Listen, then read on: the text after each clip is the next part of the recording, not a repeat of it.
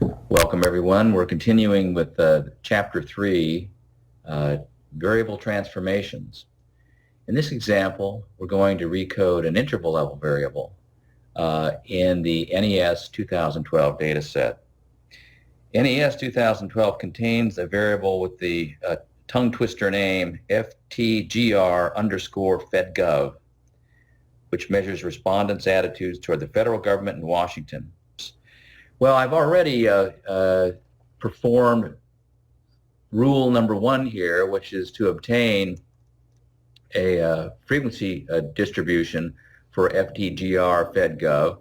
We're going to collapse this variable into 3 categories. That is, people who rate the federal government low, which we'll define as ratings between 0 and 30. So you can see here that's going to be the 33.8% of respondents going to fall into that category. The next category will be those between 31 and 50, and you can see here that that cumulative frequency percentage of 70.2 then is our marker, meaning that in our recoded variable, 70.2% of respondents will fall into the first 2 categories, and then the third category will be all respondents who rate the federal government at 51 through 100 on this scale. So let's do this. I have transform, recode into different variables. That's the standard. Let's find FTG.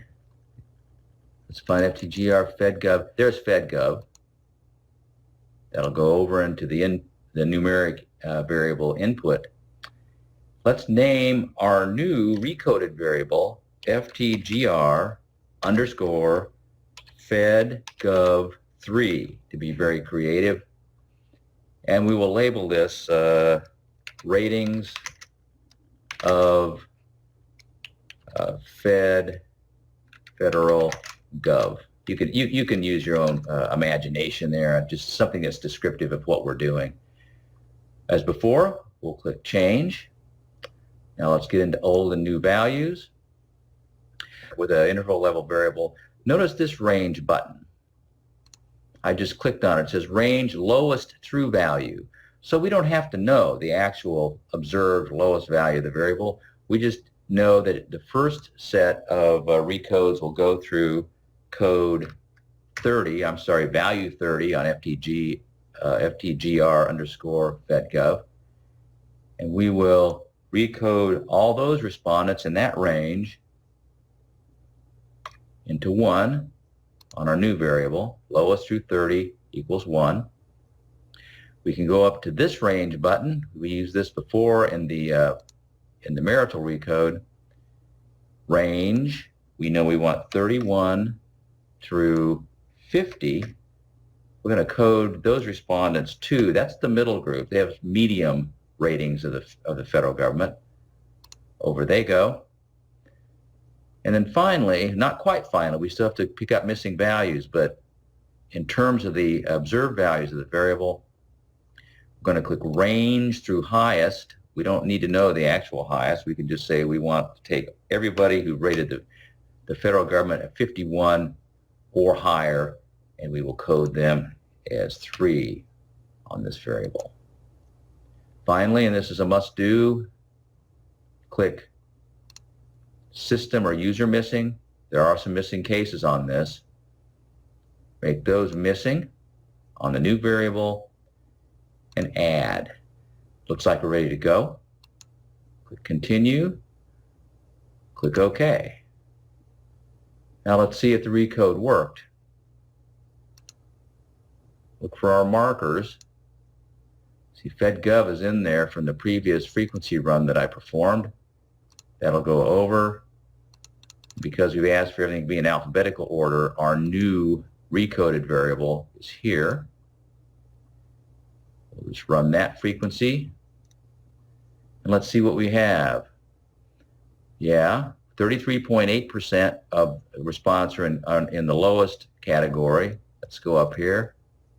We can see that that is correct, 33.8, and 70.2 in the first and second category. If you recall, that was our marker. So the recode checks out. We've done the check, and it it checks out. I'm going to go back to the data set by clicking this icon, Go to Data. Go to the bottom here. And here it is, FedGov, FTGR FedGov 3. We'll just take those decimal points out again. They're distracting. Here's the main game. We'll click in the values cell. And let's code those values. Code 1's going to be low. Low ratings of the federal government. Code 2, we could call that moderate or medium. I'll just say medium. Add that. And then code 3 are those rating the federal government high. Add. Okay. SPSS accepts the codes. Just one final look. And there we have it. We have a nice three-category ordinal that would be really a good variable to analyze. And we will be analyzing this variable later in the book. One more thing we should do, go back to data. I didn't emphasize this in the last recode. Make sure you save this data set because we've changed the NES data set now. Save your work, save the data. I saved it after the marital recode into NES 2012_new. So I'm just going to write over that, and now we got a new variable in the data set.